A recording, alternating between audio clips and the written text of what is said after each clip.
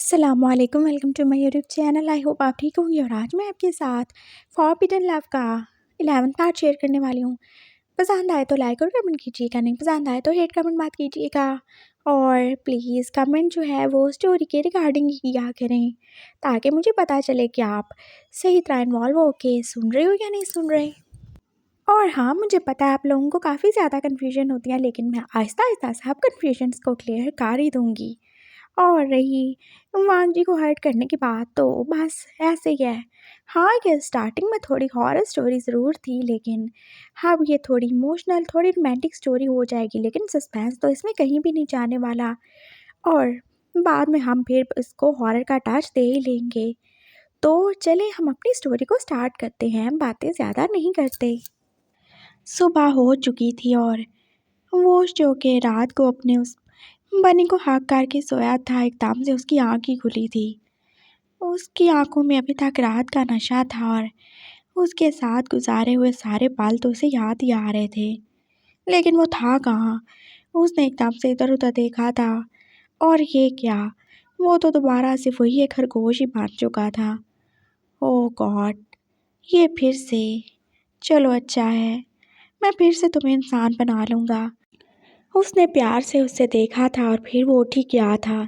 अब उसे फ्रेश होना है और जाके उस वांगजी का हाल चाल भी तो पूछना है। वो भी तो उसकी वाइफ है ना। हाँ, उसे बिल्कुल उसका ख्याल नहीं है तो क्या हुआ, वो उसको तो है ना। और वो एक अच्छा हस्बैंड है, और अच्छे हस्बैंड कभी भी अपनी वाइफ को भूलते नहीं हैं, चाहे उनकी वाइफ किसी और के साथ ही क्यों ना हो। वो वॉशरूम गया था और फिर वो फ्रेश होके बाहर निकल गया था। उसका वो बनी जो अभी तक बेड पे सो ही रहा था। तुम सो जाओ, तुम्हें रेस्ट की काफ़ी ज़्यादा ज़रूरत है। Thank you so much. और मैं बहुत ज़्यादा अजीब हूँगा, और अगर कोई सुनेगा तो क्या ही बोलेगा, मैं एक जानवर के साथ ये सब कर गया। बट कोई नहीं, सब चलता है। इस दुनिया में सब ही चलता है। जहाँ पे लोग प्यार करके भूल जाते हैं, जहाँ पे अपने हस्बैंड को भूल जाते हैं, बड़े बड़े वादे और दावे करके भूल जाते हैं, तो वहाँ पे ये सब भी चलेगा। वो वैसे ही अब उससे सोता हुआ छोड़ के दूसरे कमरे में आ ही चुका था। वो शान वहाँ पे नहीं था, और वांगजी की क्या ही हालत थी। वो बस जैसे दरवाजे में रुक गया था। उसने ऐसा तो नहीं चाहा था कि उसके साथ ऐसा हो जाए। हाँ, उसे तो दुख था, उसे गुस्सा था, लेकिन वो ऐसे भी तो उसे देख नहीं सकता। वो एकदम से आगे बढ़ा था, और रात की सारी नाराज़गी और गुस्सा जैसे कहीं गायब ही हो चुका था। वांगजी जो बस वैसे ही बेड पे था। हाँ, वो शियान ने एक एहसान ज़रूर किया था कि उसे कपड़े पहना ही दिए थे, लेकिन बाकी कुछ भी सही नहीं था। पूरा बेड जो के पास उसके खून से ही भरा था। उसकी आंखें जो कि रो रो के अब सूज ही चुकी थीं। हाँ, वो सोया ही हुआ था, वो उठेगा भी कैसे। और वो उसको एकदम से कितना ज़्यादा ही अफसोस हुआ था। अगर वो रात को उसके साथ होता तो वो तो ऐसे बिल्कुल नहीं करता। वो उससे प्यार जो करता है। हाँ, तभी तो उसने उससे दूर जाके अपनी सारी फीलिंग्स एक जानवर के साथ पूरी कर ली, लेकिन ये तो बिल्कुल भी सही नहीं है। वो ज़रूर उशियान से बात करेगा, वो ऐसे नहीं कर सकता। उशियान ऐसा नहीं है, वो एकदम से जानवर नहीं बन सकता। उसने वांगजी को एकदम से उठाया था, उसके बेड की शीट को भी उतार ही दिया था। वो एकदम से अब सब क्लीन कर ही चुका था, और उससे कौन सी देर लगनी थी। वांगजी जो अभी तक वैसे ही था, और फिर वो उसने दोबारा से उसे सही करना ही था। ये उसी का काम है, उस शियान के हार बिगाड़े हुए काम को सही करना। उसने बस प्यार से उसको टच ही किया था। उसका फेस जो एकदम से सही हो चुका था, जहाँ पर पास उस शियान की बाइट्स के निशान थे, उसके होंठ जिनसे ब्लड निकल के पास जम ही चुका था, वो भी तो आप उसको ही सही करने थे। और उसकी बाकी बॉडी का जो भी हाल था, वो सब भी तो सही काट चुका था। वो उसे दोबारा से अब सुला के बाहर ही आने वाला था कि तब वॉशरूम से उशियान भी निकल ही आया। तुम यहाँ पे, तुम रात को किधर चले गए थे? मैं जहाँ भी था, लेकिन तुम ऐसे नहीं कर सकते उसके साथ। वो एक इंसान है, चाहे वो जैसा भी है। तुम इतना नहीं गिर सकते उशियान, वो तुम्हारी वाइफ है। वो मेरी वाइफ नहीं और तुमने तो बोला था कि वो यही सब डिज़र्व करता है, तो बस कर दिया मैंने और उससे आगे कुछ भी नहीं। और अगर तुम्हें इतना ज़्यादा एहसास हो रहा है तो तुम रखो ना उसे, मुझे बुलाया क्यों था? वो शियान एकदम से जैसे नाराज़ ही हो गया था और वो चुप ही हो गया। मुझे उसको रखने की कोई ज़रूरत नहीं है। मैं वैसे भी छोड़ी हुई चीज़ें इस्तेमाल नहीं करता। मेरी ज़िंदगी में एक बार गलती हो चुकी है, मैं दोबारा से वो नहीं करूँगा। हो, छोड़ी हुई चीज़, यू मीन उतरन?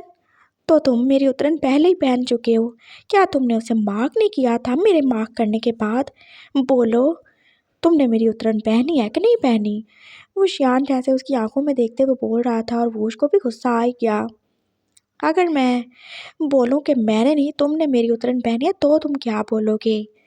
पहले उसकी शादी मुझसे हुई थी, वो पहले मेरे साथ था, चाहे मैंने उसकी वर्जिनिटी उससे लौटा दी हो, लेकिन वो पहले मेरी वाइफ बना था। मैं उसको क्लेम करने वाला पहला शख्स था, मैं ही था जो उसका पहला हस्बैंड था। तो इस तरह की बातें तुम ना ही करो तो ही अच्छा है। वो तुम भूल रहे हो तुम कौन हो। मुझे सब याद है, जानता हूँ मैं कौन हूँ। मैं गुलाम हूँ जो तुम्हारे अंदर कैद रहता है, लेकिन मैं तुम्हें बिल्कुल भी ये सब नहीं करने दूंगा। तुम ऐसे नहीं हो वशियान, तुम अच्छे हो। तुम एकदम से जानवर नहीं बन सकते, इंसान ही रहो। अपने अंदर की बुराई को अपनी अच्छाई के ऊपर कंट्रोल मत करने दो। तुम समझ रहे हो ना मेरी बात को? तुम ये नहीं हो। माना तुम गुस्से में थे, माना मैंने ही तुम्हें प्रोवोक किया था, लेकिन तुम ऐसे नहीं कर सकते कि आप तुम उसकी जान ले लोगे। हाँ, ले लूँगा। उसकी वजह से मेरी माँ मर गई। तुम कैसे ही जानते हो कि उसकी वजह से मामा ने वो सब किया? क्या तुम थे वहाँ पे?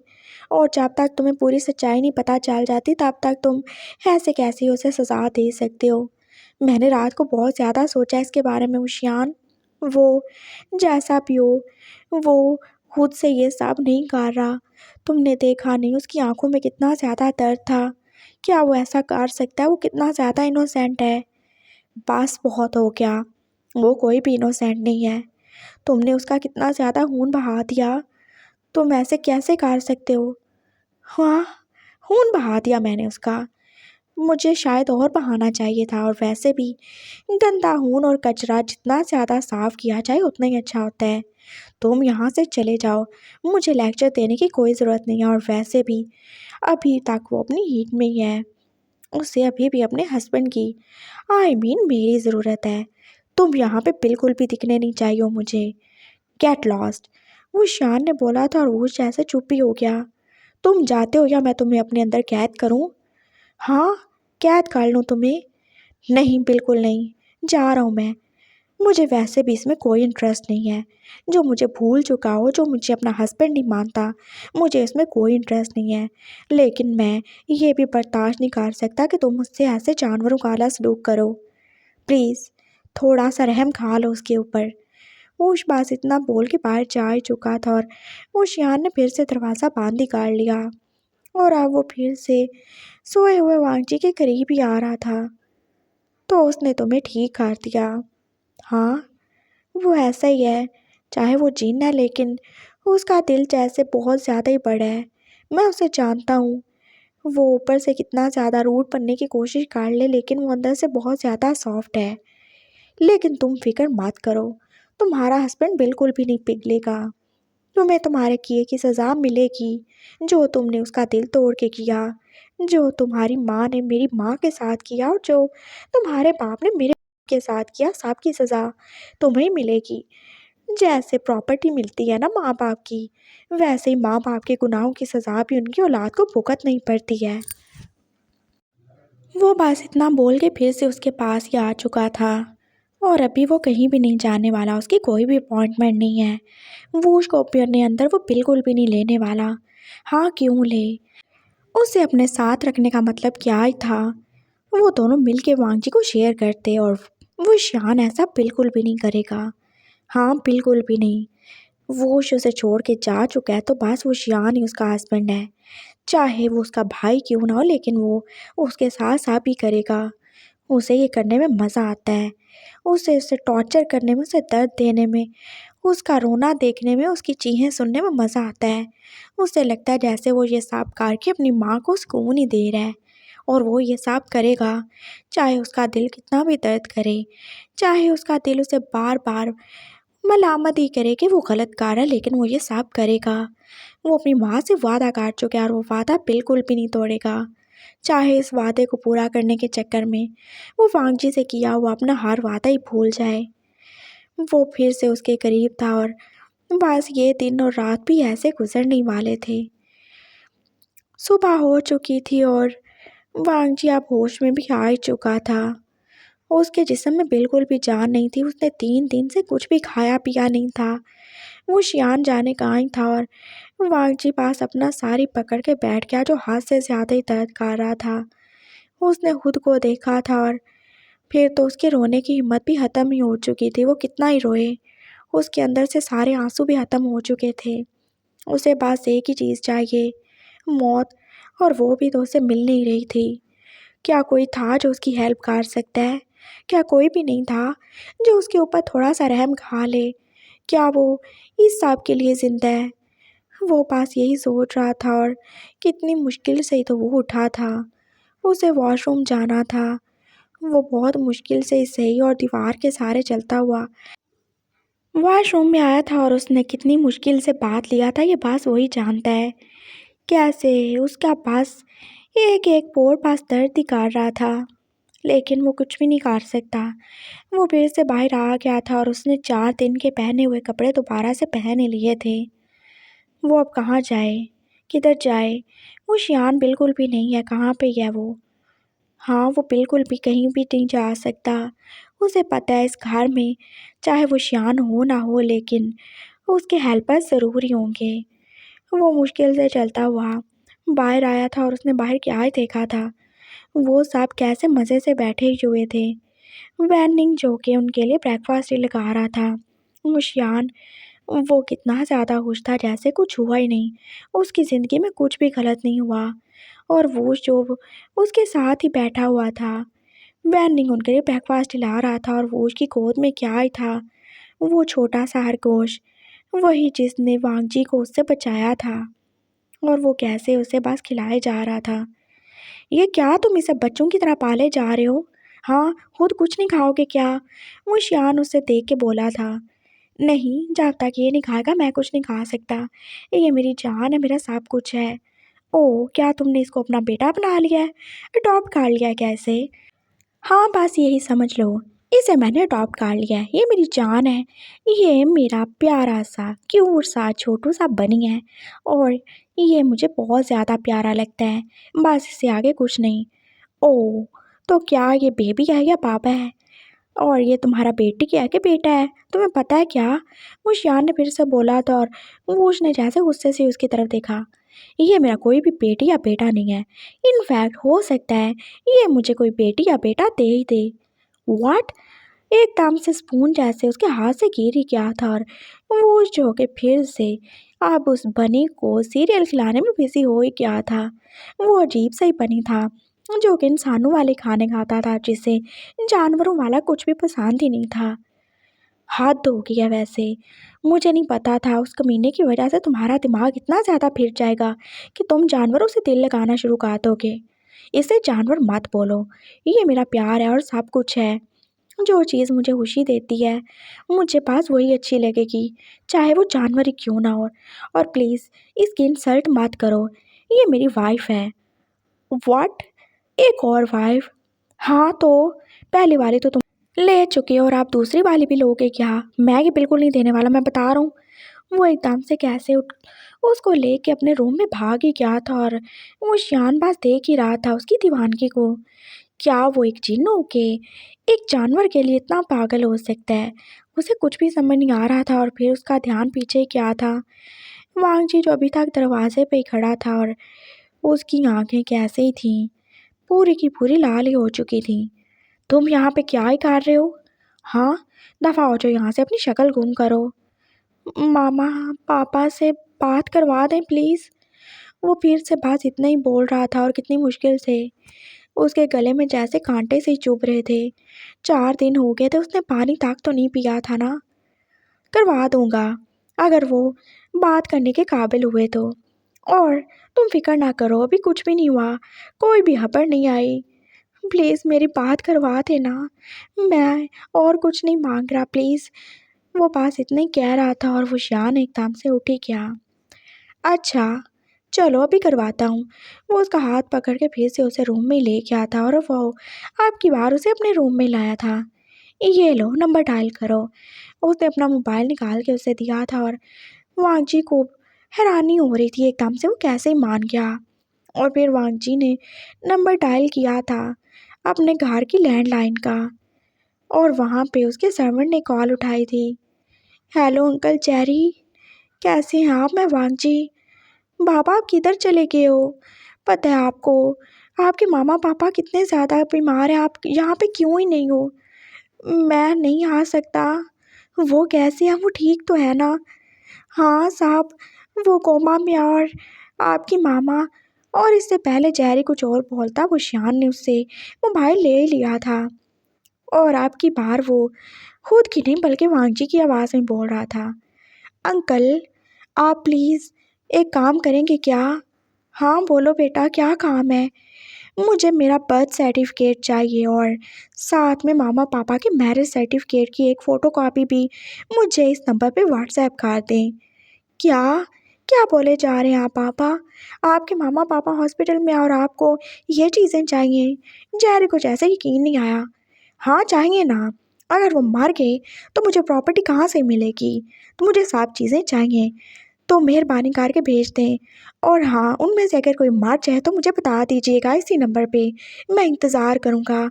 और मेरा इंतज़ार मत कीजिएगा, उनका जनाजा करके दफन भी कर दीजिएगा। वो शियान कैसे नफ़रत से बोल रहा था और वांगजी का जैसे मुँह निकोलने लगा। उसका बस नहीं चल रहा था, वो उसका मुँह ही नोच डाले। उसकी हिम्मत भी कैसी है उसके माँ बाप के बारे में ऐसा बोलने की। और आप कॉल काट ही चुके थे। आप इंसान नहीं हैं, आप बिल्कुल भी इंसान नहीं हैं। हाँ बिल्कुल, मैंने कहा बोला मैं इंसान हूँ? मैं तो इंसान हूँ ही नहीं। मुझसे उम्मीद भी मत रखना तुम इंसानियत की। और अभी पता चल जाएगा जो कुछ मैंने किया है वो क्यों ही किया है।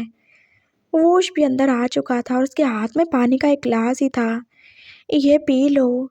उसने जैसे वांगजी को वो गिलास पकड़ाने चाहा लेकिन वो शान ने एकदम से उससे वो लेके पानी और गिलास दोनों ही फेंक दिए थे। इसे कोई ज़रूरत नहीं है, ऐसा मत करो वशियान, वो मर जाएगा।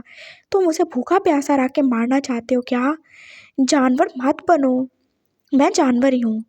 और अगर तुम्हें इतनी ज़्यादा हमदर्दी हो रही है तो जाओ इसे खिला पिला लाओ। हाँ मैं खिलाऊँगा, ज़रूर करूँगा, क्योंकि मैं तुम्हारी तरह नहीं हूँ। मैं नफ़रत में इतना अंधा नहीं हो सकता। ओह! अभी तुम्हें मैं अपने अंदर जब ले लूँगा तो फिर तुम कैसे इसकी हेल्प करोगे? उसने बोला था और वो जैसे चुप ही हो गया। ठीक है, खिला-पिला देना इसे। और हाँ, थोड़ी देर के बाद मुझे तुमसे बहुत ज़रूरी बात करनी है। इस ज़लील इंसान को भी लेके आ ही जाना। वो बाहर चला गया था और फिर वोश उसके पास ही बैठ गया और अब दोबारा से वो पानी ला ही चुका था। ये पी लो, तुम्हें इसकी ज़रूरत है। अगर तुम ऐसे ही रहे तो बहुत जल्दी मर जाओगे। तो अच्छा है ना, मर जाऊँ मैं। इससे ज़्यादा अच्छा और क्या ही होगा। और जानते हैं आप, मेरी ज़िंदगी में वो सबसे अच्छा दिन होगा जब मेरी मौत होगी। ऐसे नहीं बोलते, चाहे तुम कुछ भी कर लो, लेकिन मैं तुम्हें ऐसे मरते हुए तो नहीं देख सकता ना। वो उसने प्यार से उसके बालों को सहलाया था और वांगजी ने उसकी तरफ देखा था। हाँ ये जो भी था, उसको अपनी वाइफ ज़रूर कहता था लेकिन उसने उसके साथ अभी तक ऐसा वैसा कुछ नहीं किया था। वो रात की बात के अलावा कुछ भी तो नहीं। उसकी आंखों में उसके लिए लस्ट नहीं थी, बस प्यार था। और वांगजी ने अपनी आंखें झुका ही लीं। उसे अब किसी की आंखों में प्यार नहीं देखना। उसने सिर्फ एक इंसान की आंखों में अपने लिए प्यार देखा था और वो शियान था। और उसके बाद हमेशा ही उसकी आंखों में नफरत ही थी, हमेशा ही। उसने पानी पी लिया था और फिर वो उसके कहने पर उसने थोड़ा सा सीरियल भी खा ही लिया था। गुड बॉय, तुम्हें अब रेस्ट करना चाहिए। नहीं वो मुझे मामा पापा से। हाँ चलो, वो तुम्हारा बड़ा भाई वो कमीना बुला रहा था हमें, उसके पास जाना ही होगा। वो उसे अपने साथ लेके बस दूसरे रूम में आ चुका था और वो शियान ने जैसे अपना मोबाइल उसके आगे किया, ये देखो, तुमने बोला था ना कि हमें चेक करना चाहिए और देखो मुझे क्या मिला। क्या? क्या मिला? वो उसे अपने मोबाइल में कुछ डॉक्यूमेंट्स की कॉपी सी दिखा रहा था और वो जो देखे अब चुप ही हो गया।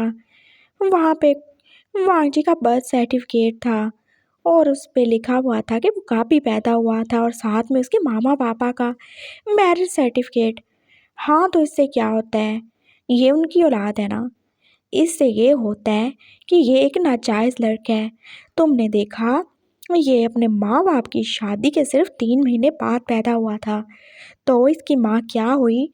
वो बिल्कुल भी एक अच्छी औरत नहीं है। उसने मेरे बाप को फंसा लिया और जब वो प्रेग्नेंट हो गई तो उसने मेरे बाप से शादी कर ली।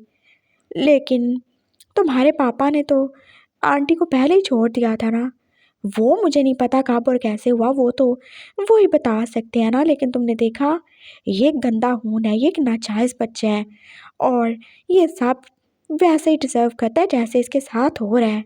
देख लिया, मिल गया तुम्हें सबूत। तुम कहते थे ना कि हमें सच्चाई जाने बिना किसी के साथ कुछ बुरा नहीं करना चाहिए, तो अब तुम क्या ही बोल रहे हो? वो उसके पास उसकी किसी भी बात का जवाब नहीं था, इसलिए वो चुप ही हो गया और वांग जी के लिए ये एक और ही सदमा था। तो उसका एक और सर सामने आ ही गया। वो एक नाजायज़ औलाद है जिसके साथ उसी का भाई अब नाजायज़ रिलेशन में है। ओह! अब और भी कुछ रह गया था होने के लिए तो वो भी हो जाए। अब और क्या ही बचा था? कुछ भी तो नहीं बचा था। वो एकदम से उठा था और कितनी मुश्किल से दोबारा से चलता हुआ वो अपने रूम में आके बंद हो गया था। वो रूम जो उसका और विशान का ही था और उसने अंदर से लॉक ही लगा लिया था और वो शियान और वो शो के बाहर नॉक ही कर रहे थे। तुम क्या समझते हो? ऐसे तुम खुद को लॉक कर लोगे, अपनी जान ले लोगे तो हम तुम्हें मरने देंगे क्या? ऐसा बिल्कुल भी नहीं होगा, दरवाज़ा खोलो, नहीं तो हम इसे तोड़ भी सकते हैं।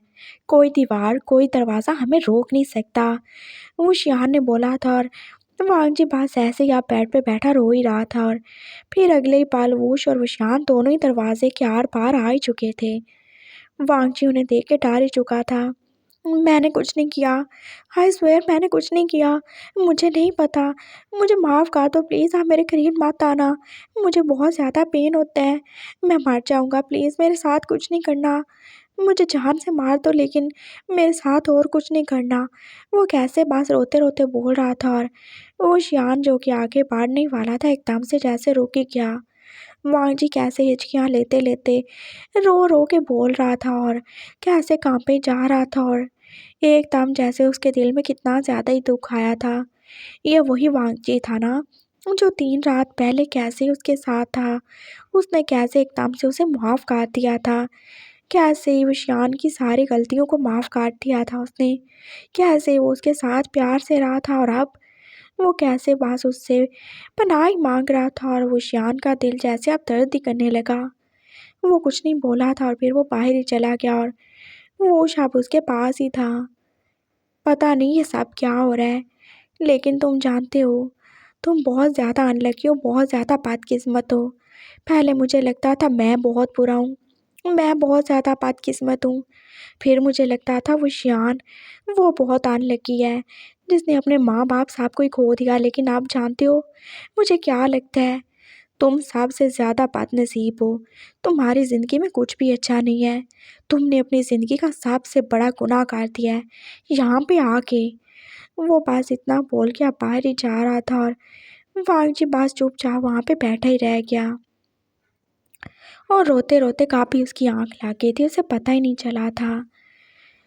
रात के कोई 12 ही बजे थे, जब वांगजी को एकदम से किसी का टच ही फ़ील हुआ था। उसने आँखें खोली थी और वो अपने सामने किसी को देख ही रहा था। वो जो भी था वो कितना ज़्यादा परेशान था और उसकी आँखों से बस आँसू ही गिरे जा रहे थे और वो कोई और नहीं, वो तो वांगजी जैसा ही था। तुम कौन हो? अब तुम भी कुछ करने आए हो? कर लो, आ जाओ तुम भी। उसने कैसे डरते-डरते बोला था लेकिन वो उसके पास ही बैठ गया और उसने बस अपने हाथों से उसके आँसू ही साफ़ किए थे। वांगजी जो डर के पीछे ही होने वाला था लेकिन उसने आगे बढ़ के उसे अपने सीने से लगा लिया। मुझे माफ़ कर दो, मैं मजबूर हूँ, मैं अभी तुम्हें कुछ नहीं बता सकता। मैं हद से ज़्यादा मजबूर हूँ, ये सब मेरी वजह से हो रहा है। मुझे माफ़ कर देना, मैं यहाँ पे कुछ भी तुम्हारे साथ गलत नहीं करने वाला और मैं कोशिश करूँगा आगे से कोई भी तुम्हारे साथ गलत ना करे। तो मुझे माफ़ कर दो। तुम मुझे जानते हो, लेकिन जानते हो मैंने तुम्हारी मेमोरी मिटा दी थी। हम एक बार पहले भी मिल चुके हैं, जब तुम गेस्ट हाउस में थे, तुम्हें याद आया? उसने वांगजी से बोला था, लेकिन वांगजी को क्या याद होगा? कौन हो तुम? यहाँ पे क्यों हो? और मेरे साथ क्या कर रहे हो? मैं कौन हूँ ये भी तुम्हें नहीं बता सकता, मैं मजबूर हूँ। मैं बस वादे की ज़ंजीर से बंधा हूँ। अगर मैं तुम्हें बताऊँगा तो मेरी जान चली जाएगी। मैं अभी मरना नहीं चाहता, मुझे उसके साथ जीना है, मैं उससे प्यार करता हूँ। मुझे माफ़ कर दो और मेरी मजबूरी को समझो। मैं यहाँ पे हूँ, मैं तुम्हारे साथ हूँ। मैं जितना हो सका तुम्हारा ख़्याल रखूँगा।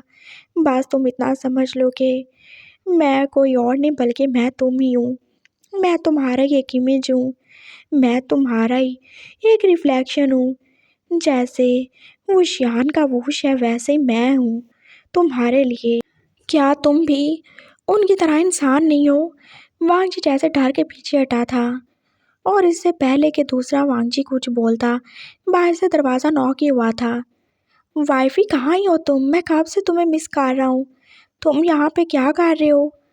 और वो एकदम से उठ गया था। मुझे मेरे हस्बैंड के पास जाना है, वो मेरा वेट कर रहे होंगे। तुम आराम करो, वो शियान नहीं आएगा, वो बिल्कुल भी नहीं आएगा। वो उसे दोबारा से सुला के अब वापस जा ही रहा था वूश के पास, और वूश जो कि पूरा का पूरा ड्रंक ही था। कुछ प्यार का नशा था और कुछ उस नकली वांगजी की दी हुई शराब का, जो वो बस ऐसे ही उसके पीछे पीछे बस पागलों की तरह घूम ही रहा था। मैं बस उसे देखने आया था। मुझे बहुत ज़्यादा बुरा लग रहा है। वो उन्होंने कितना ज़्यादा उसे मारा है ना, आपने देखा? वो कैसे उसकी तरफ देख के बोल रहा था और वो उसने जैसे उसे एकदम से अपने बाजू में उठा लिया। हाँ, वो उशियान ऐसे ही है, उसे बिल्कुल भी ख्याल नहीं रहता। भला कोई अपनी प्यारी वाइफ के साथ ऐसे करता है क्या? मैं कोई करता हूँ? मैं अच्छा हूँ ना? वो उसे प्यार से देखते हुए बोल रहा था और फिर उसने उसे हाँ की कर लिया। हाँ, आप सबसे अच्छे हैं। वो शान से भी कहीं ज़्यादा अच्छे। आप जैसा कोई भी नहीं है और मैं बहुत ज़्यादा खुशकिस्मत हूँ जो आप मेरे हैं और मैं आपका। वो वैसे ही उसके गले में बाजू डाले बस प्यार से अपनी गर्म-गर्म साँसें उसकी नेक पे छोड़ता हुआ बोल ही रहा था, रूम में चले ना? उसने बोला था और वो जो कि अब उसे अपने रूम में लेके जा ही रहा था। पता नहीं इस बन्नी को भी क्या ही प्रॉब्लम थी। अचानक से ही उसे वो ब्रांडी पिला के बाहर ही निकल आया था वांगजी को देखने के लिए। वो शियान आज घर पे नहीं था। शायद उसका कोई और ही क्लाइंट था जिसकी उसे हेल्प करनी थी और वांगजी बाशुक्र ही अदा कर रहा था। कम से कम आज उसके ऊपर कोई टॉर्चर नहीं होगा। वो सो चुका था और अपने जैसे दूसरे इंसान को देख के जैसे वो कितना ज़्यादा कंफ्यूज था। लेकिन चलो कोई तो है जो उसे टॉर्चर नहीं करेगा, जो उसका ख्याल रखेगा। उसके लिए यही बहुत है और सबसे अच्छी बात ये है कि अभी तक उसके माँ-बाप ज़िंदा हैं। चाहे वो जहाँ भी हैं लेकिन ज़िंदा तो हैं, वो इस दुनिया में हैं और उसे उम्मीद है जब तक वो ज़िंदा हैं और कभी ना कभी ठीक हो ही जाएँगे और फिर सारी सच्चाई सबके सामने आ जाएगी। वो जानता है उसके माँ-बाप ऐसा कुछ भी गलत नहीं कर सकते। ये एक ट्रैप है और इसके अलावा कुछ नहीं, और वो सब पता करके ही रहेगा। उसने सोच ही लिया था, लेकिन वांगजी बिल्कुल भी नहीं जानता था। उसकी ये उम्मीद बस एक रात बाद ही ख़त्म होने वाली थी। सुबह वो उठा था जब वो शान ने एकदम से उसके आगे मोबाइल ही फेंका था। ये लो, बस वो हो गया जिसका इंतज़ार था। क्या? क्या हो गया? उसने जैसे कांपते हुए हाथों से मोबाइल पकड़ा था। दूसरी साइड पे चेरी अंकल थे जो कि बस रो ही रहे थे। हेलो अंकल, क्या हुआ? सब सही है? आपकी मामा वो नहीं रही बाबा? वो जैसे रोते हुए बोल रहे थे और वांगजी के हाथ से जैसे मोबाइल गिर ही गया। और वो शियान ने उसे गिरने से पहले ही कैच कर लिया। पागल, गधे, बेवकूफ़ कहीं के, उस 2 टके की औरत के लिए तुम मेरा मोबाइल तोड़ दोगे क्या? चलो अब रो लो, माँ मर गई है तुम्हारी। सेम टू सेम हो गए हम, अब हम दोनों की माँ नहीं है। वो कैसे बेदर्दी से बोल रहा था और वांगजी जैसे अब ज़ोर से चीख मार के रो ही पड़ा था। वो अपनी माँ के मरने पे भी नहीं जा सकता। और वो शियान, वो कैसे ही बेदर्द है, वो कितना ही ज़्यादा पत्थर दिल हो सकता है, उसने सोचा ही नहीं था। वो शियान बस बाहर ही चला गया था और वांगजी बस अब रो ही रहा था। मैं बिल्कुल भी ज़िंदा नहीं रहूँगा, मैं मर जाऊँगा। हाँ, बस बहुत ही ज़्यादा हो गया। वो एकदम से उठा था और पता नहीं उसके अंदर कैसे ही इतनी ज़्यादा हिम्मत आ गई थी। अब बिल्कुल नहीं, और नहीं, मैं बिल्कुल बर्दाश्त नहीं कर सकता, मेरी माँ मर गई और ये शख्स, ये मुझे भी ऐसे ही मार डालेगा और इसके हाथों तड़प तड़प के मरने से अच्छा है मैं खुद ही अपनी जान दे दूँ। कम से कम थोड़ा दर्द ही होगा ना, लेकिन मर तो जाऊँगा। वो जैसे अब सीढ़ियों पे चढ़ रहा था बहुत तेज़-तेज़, वो बस छत से कूद जाएगा। हाँ, वो यहाँ से अपनी कूद के जान दे देगा। वो अब पास आखिरी सीढ़ी पे पहुँचने ही वाला था कि एकदम जैसे उसे ज़ोर का चक्कर ही आया था। और वो गिरने का वाला था जब एकदम से किसी ने उसे अपने बाजू में पकड़ ही लिया था। उसकी आंखें बांधी हो चुकी थी और उसकी नाक से निकलता खून जो अगले बंदे को बता ही चुका था। अब वांगजी की ज़िंदगी शायद थोड़ी है। वो उसे जल्दी से लेके नीचे ही आ गया था और अब वो बाहर गाड़ी में जाने ही वाला था। वो अब बार-बार उसके ज़ख्मों का खुद इलाज नहीं कर सकता और वो कब तक ही करे। वो कोई डॉक्टर थोड़ी है। वो उसके बॉडी के ज़ख्मों का इलाज तो कर सकता है, लेकिन दिल के ज़ख्मों का क्या, और वो देख सकता था। वांगजी की सांसें जो कि अब रुक-रुक के चल रही थीं और उसका वो बनी वो कैसे परेशान सा ही था। वो उसके करीब आके उसकी गोद में बैठ गया था और उसने उसे अपने करीब ही कर लिया था। जैसे वो उसके लिए कितना ज़्यादा परेशान हो, और फिर वो उसने उससे फिर से इंसान बना ही दिया था। वो एकदम से हाथ करके रोने ही लगा। क्या हुआ? तुम इतने ज़्यादा परेशान क्यों हो रहे हो? ये मर जाएगा, इसको बचा लें प्लीज़, इसको बचा लें, ये मरना नहीं चाहिए। वो कैसे रो रहा था और रोते-रोते वो हिचकियाँ भी लेने लगा था और वो जो कि समझ ही नहीं पा रहा था इस जानवर को, उसके इस बनी को, उसकी सेकंड वाइफ़ को आखिर वांझी से इतनी ज़्यादा हमदर्दी और इतना ज़्यादा प्यार क्यों ही है? वो उनको मत बताइएगा, वो कुछ नहीं करने देंगे, ये मर जाएगा। जल्दी चलें, इसके डॉक्टर के पास लेके जाना है ना। वो जल्दी-जल्दी बोल रहा था और फिर वोश ने गाड़ी स्टार्ट कर ही थी। वो शियान तो शायद फिर से बाहर ही निकल चुका था और वो उसको पता था अगर वो शियान को पता चल गया कि वो उसकी इजाज़त के बिना बाहर निकला है तो वो उसे बिल्कुल नहीं माफ़ करेगा, वो उसे फिर से कैद ही कर देगा। लेकिन अभी वो बस वांगजी के बारे में सोच रहा था, उसे कुछ भी नहीं होना चाहिए। और हॉस्पिटल ज़्यादा दूर नहीं था, वो बस 5 मिनट के बाद पहुँच ही चुके थे और वहाँ जाके वो उसको पता चला था। वांगजी ने कितनी ज़्यादा टेंशन ले ली थी, उसका बीपी इतना ज़्यादा ही हाई हो चुका था, उसकी दिमाग की नस बस फटते-फटते ही बची थी। ओह! अब वो कैसा है? उसने डॉक्टर से पूछा था और डॉक्टर बस उसकी तरफ ही देख रहा था। आप कौन हैं? मैं मैं मैं उसका हस्बैंड हूँ। क्या हो गया उसे? आप उसके हस्बैंड हैं और आप यहाँ हैं, आप इंसान हैं कि जानवर हैं? आपने उसे इतना ज़्यादा मेंटली प्रेशराइज़ किया, इतना ज़्यादा टॉर्चर किया कि उस इंसान की जैसे आप नस ही फटने वाली थी। अगर वो थोड़ा-सा और टेंशन ले लेता तो वो अब ज़िंदा नहीं होता। आप ऐसे नहीं कर सकते। अगर आप किसी के साथ रहना नहीं चाहते हैं तो उसे छोड़ दें, लेकिन ऐसे उसकी ज़िंदगी बर्बाद मत करें, उसको मरने मत दें। डॉक्टर बोल रहा था और वो जो फिर से अपने बनी को अब उठाए-उठाए यहाँ से वहाँ फेर ही रहा था। क्या मैं उसको कॉल करूँ? मैं बताऊँ वांगजी की क्या हालत है? वो यहाँ से वहाँ घूमते हुए बस सोच ही रहा था और फिर उसने बनी से ही पूछ लिया, मैं क्या वो शान को बताऊँ? और उसने जैसे नाम इशारे हिलाया था। हाँ, तुम सही कह रहे हो।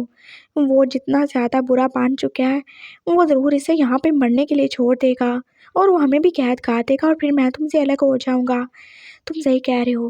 वो यहाँ से वहाँ घूमते हुए पास सोच ही रहा था, फिर डॉक्टर उसके पास दोबारा से ही आ गया। ये उनकी रिपोर्ट से आप देख लें, उनका बीपी कितना ज़्यादा ही बढ़ चुका था। और हाँ, वहाँ पे काउंटर पे बिल जमा करवा दीजिएगा। जी करवा दूँगा, आपको कैसा है, ठीक है ना?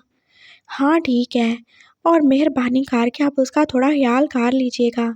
अगर आप एक के साथ दूसरी जान ज़ाया होने नहीं देना चाहते तो। दूसरी जान?